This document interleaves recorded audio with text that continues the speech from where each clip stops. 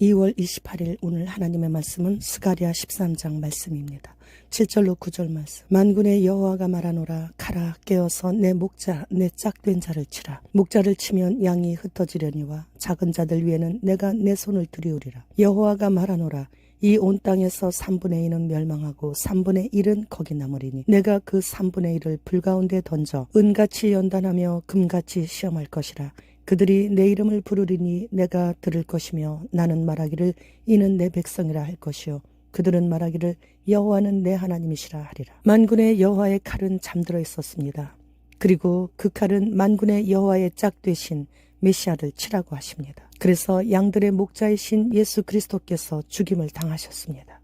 그러자 예수님의 제자들은 다 도망갔습니다. 베드로는 다른 사람들은 다 예수님을 버릴지라도 저는 절대로 주님을 안 떠날 것이라고, 그리고 주님께서 죽으시는 데까지도 따라갈 것이라고 말했죠. 다른 제자들 또한 자신들도 다 그럴 것이라고 동의했었습니다. 그러나 예수님이 잡히시고 모두 다 도망갔고 멀리서 따라간 베드로마저도 예수님 눈앞에까지 가서 모른다고 3번이나 부인을 했습니다. 오늘 본문의 말씀은 휴거를 사모하는 신부들이 만약에 남겨지게 될 때는 반드시 순교로 휴거자들을 뒤따라갈 것이라고 장담하는 것과 같습니다. 그러나 막상 도적같이 휴거가 임하고 남겨짐을 깨달았을 때 제자들처럼 두려워하며 적에게 백기를 들고 항복할 수도 있다는 것을 두렵고 떨림으로 오늘 말씀을 받아야 합니다. 그럴지라도 하나님께서는 작은 자들인 양떼들, 즉 우리들에게는 긍휼의 주의 손으로 덮어주시고 보호해 주십니다. 예수님을 그림자로만 바라보다가 먼저 죽은 구약 성도들을 위해서도 하나님의 칼을 몸소 받으셨습니다. 그러나 예수님을 실제로 보고 듣고 성령님을 통해 체험한 신약 성도들을 위해서도 하나님께서 깨우신 칼을 자원하여 우리 주님께서 스스로 받으셨습니다. 그리고 6,000년 인류 역사상 처음으로 숨을 거두실 때 다 이루었다라고 말씀하셨습니다. 이 말씀은 구약 성도들의 해결받지 못했던 죄와 신약 성도들의 죄를 단번에 해결해 주셨다는 것이죠. 예수님의 흘리신 보혈의 공로로 가던 길을 돌이켜 유턴하여 원래 자리로 회복할 수 있기 위해서 회개하기만 하면 다 용서해 주심으로 인해 확실한 구원의 길을 열어주셨다는 말씀이에요. 예수님께서 몸으로 하나님의 칼을 직접 받으심으로 인해 우리의 죄를 용서받고 의롭다 인정받게 되고, 그리고 주님께서 부르실 때 당당하게 주님께로 나아갈 수 있게 된 것입니다. 이러한 사실을 모르는 그리스도인은 없어요. 그런데 때때로 무심하게 그 사실을 간과해버립니다. 먹고 살기 바빠서. 그리고 주님을 무척이나 번거로워하면서 두 번째 자리에 모시는 때도 있습니다. 나 때문에, 내 죄 때문에 채찍에 맞으시사 살이 뜯겨져 나가서 뜯겨진 살을 들춰보면 뼈가 훤히 보일 정도로 그렇게 찢기셨다는 것을 그리스도인들은 너무나 잘 압니다. 그럼에도 인생의 성공과 실패의 갈림길에 서게 될 때에는 예수님의 살 뜯겨진 것 때문에 눈이 퉁퉁 붓도록 울었던 적도 있었으면서도 목숨이 왔다 갔다 하거나 먹고 사는 것에 손해를 보게 될 때는 재빠르게 세상과 타협을 하는 것을 우리나라 교계 어른들의 신사참배하는 것을 보았습니다. 우리 대신 하나님의 칼을 직접 받으시고 찔리시고 그런 주님을 믿으면 자기의 죄값을 해결받게 되고, 그리고 구원의 길에 들어설 수 있게 되는 것이죠. 그러나 전도할 때 천국과 지옥을 외치다 보면 자기는 지옥 갈 것이니까 그냥 놔두라는 사람들을 만나게 됩니다. 그런 자들은 하나님의 칼을 자신이 직접 받겠다는 거예요. 예수님 대신 자신이 하나님의 칼을 받게 되면 보혈의 공로 의지할 수 없기 때문에 지옥으로 가는 것이죠.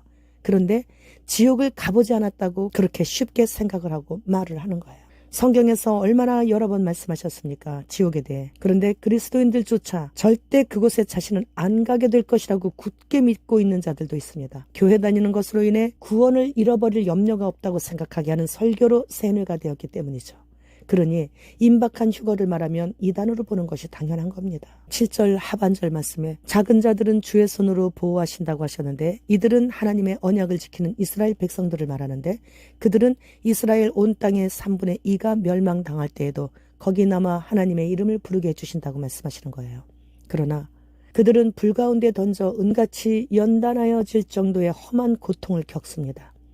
용광로에 넣었다가 불순물을 다 제거한 후에 꺼내신다는 거예요. 처음 하마스와의 전투 중일 때 이스라엘의 군인들 중 전장에 나가기 전에 10%만 기도했었다고 합니다. 그런데 현재는 10%만 기도 안 하고 90%가 기도하고 전장에 나간답니다. 이스라엘이 이제야 자신들의 여호와 하나님께로 돌아오고 있는 것이죠.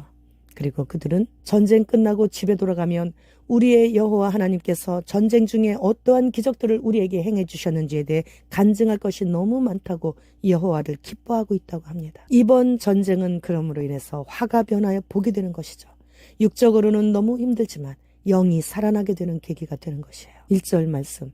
그날의 죄와 더러움을 씻는 셈이 다윗의 족속과 예루살렘 주민을 위하여 열리리라. 여호와의 칼에 찔리신 메시아께서 온 인류를 대신해서 죄악을 사하신 그날, 그리스도께서 십자가에서 죽으심과 3일 만에 다시 살아나신 사건을 통해서 모든 것이 성취되는 것이죠. 그리스도께서 흘리신 보혈로 죄와 더러움을 씻게 되는 그날에, 즉 메시아 시대가 도래하는 그날에는 교회 시대의 모든 믿는 자들은 감히 그 이름도 부르지 못하고 아도나이라고 불렀던 천지 만물의 주인이신 위대하신 여호와 하나님을 아버지, 우리 아버지라고 부르게 되는 축복을 받게 된 것이에요. 의사들을 2,000명이나 증언하는 일로 인해 참으로 여러 가지 해석이 분분합니다. 의사 증언 이유가 다음 판다맥 때를 준비하기 위함이라는 그런 말도 있어요. 다음 판다맥 때는 의대생들이 되겠죠, 그들이. 그런데 그 의대생들이 가구마다 방문하여 접종을 가능케 하려는 그런 의도라는 거예요. 우리나라는 이제 5월이면 딥스의 최측근이 됩니다. 그렇게 그들의 어젠다를 앞장서서 이루어야 하는 막중한 사명을 갖게 되는 것이죠. 2차 판다맥 때가 되면 많은 의대생들이 보건의료를 감당해야 하기에 헌법을 초월해서 시행하게 된다는 거예요. 이제 우리는 이 땅을 곧 떠나게 됩니다. 그날에 남게 되는 내 가족과 지인들을 그날에 생각하게 할 수 있도록 마지막 때에 대해 듣기 싫어해도 부지런히 알려줘야 하는 막중한 사명을 우리에게 주신 것입니다. 주님 지금 오십니다. 마라나타.